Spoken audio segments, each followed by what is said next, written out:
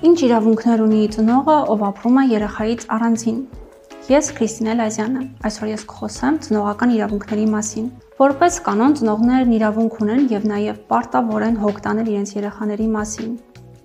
Երեխայից առանձին ապրող ծնողը իրավունք ունի շփվել իր երեխայի հետ, զբաղվել նրա դաստիարակությամբ, նրա կրթության եւ այլ հարցերով։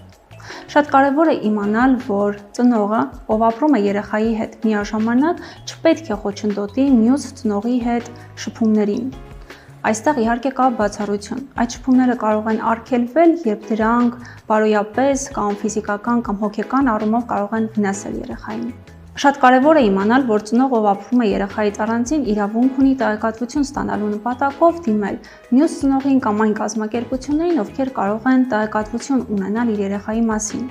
Օրինակ, ենթադրենք, նա կարող է դիմել ուսումնական հաստատությանը, որտեղ սովորում է իր երեխան, եւ նրանցից հարցնել իր երեխայի առաջադիմության մասին։ Եվ մյուս կողմը, այսինքն եւ ծնողը, ում հետ մշտապես բնակվում է երեխան, եւ մնացած կազմակերպությունները պարտավոր են այդ տեղեկատվությունը փոխանցել ծնողին։ Միակ բացառությունը այստեղ կարող է լինել այն, երբ այդպիսի տեղեկատվությունը փոխանցելը կարող է երեխայի կյանքին կամ առողջությանը վտանգ սպառնալ։ Եվ շատ կարևոր է հիշել,